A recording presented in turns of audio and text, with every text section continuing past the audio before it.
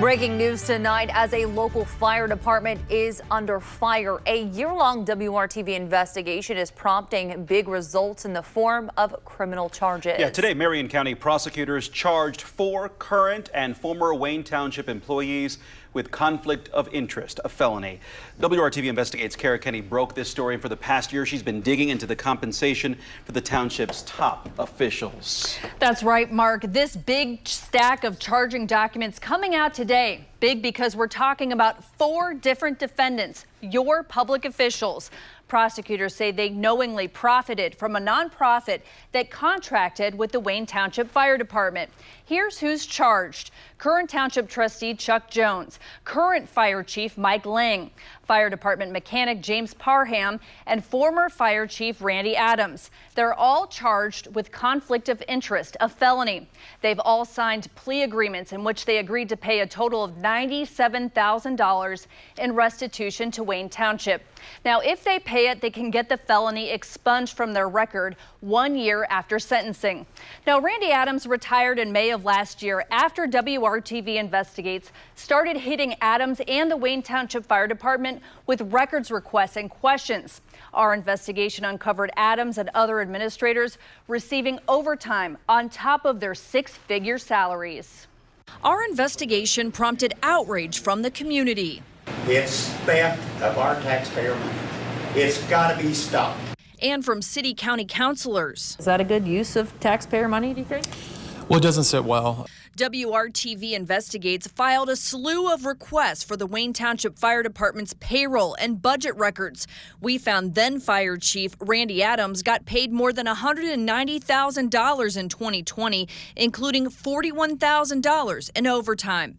Adams served as Wayne Township's fire chief from 2019 up until he retired on May 21st of last year. He sat down with us right before he retired. Are you salaried or are you hourly? I'm hourly. That's 421 hours of overtime for Adams in 2020, 80% of which was not related to covering shifts. WRTV Investigates counted more than 100 hours of overtime for attending meetings. Why charge the taxpayers overtime to go to meetings? Well, it's outside my normal business hours.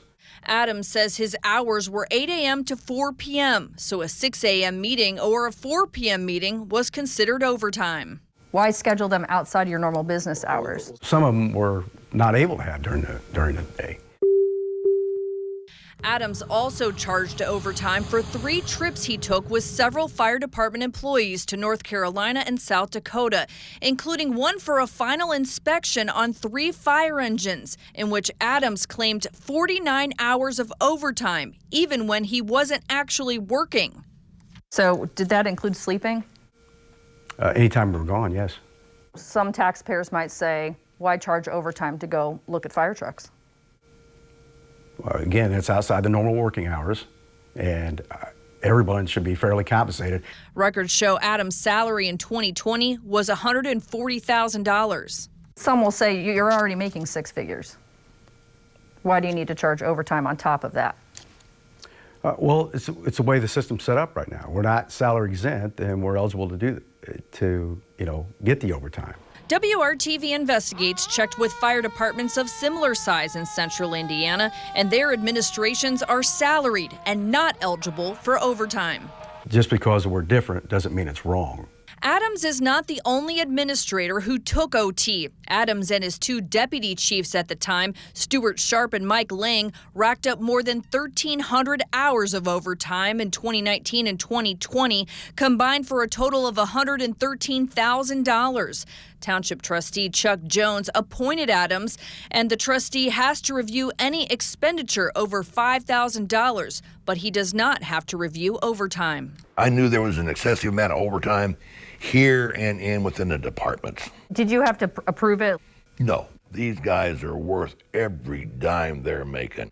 How much is too much money? Hell, I don't know. WRTV Investigates also found township officials have been receiving additional compensation through the Wayne Township Fire Department, Inc., a nonprofit that uses donations and tax dollars.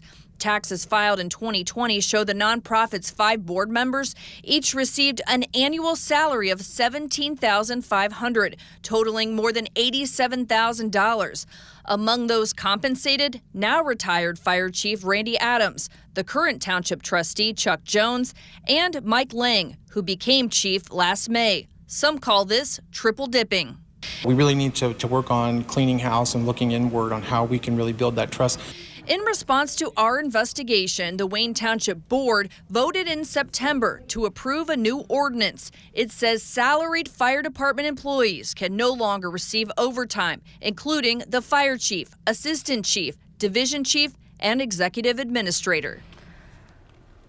And regarding the criminal charges, Trustee Jones released a statement today telling us, "I would like to take this opportunity to apologize to my employees, the citizens of Wayne Township, and the rest of my community. I solemnly regret my actions that created this conflict of interest, and I have taken full responsibility for my lack of discretion."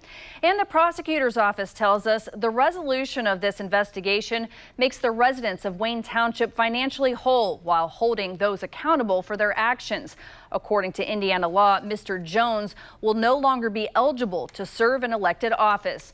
Now, Chuck Jones will likely be removed from office as trustee once he's convicted and a court accepts this plea. After our investigation, the Democrat announced he would not run for re-election. Rick Scott and Jeb Barden are running for his spot as trustee. An amazing story, and good for you for keeping at it and keeping on top of these charges and paperwork as well. Kara, are we to say that the prosecutors filed these charges because of your reporting?